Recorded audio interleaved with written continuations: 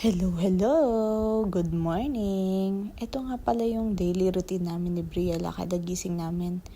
Mostly, gumigising kami ng 9 or 10. Buksan natin tong bintana para natural light.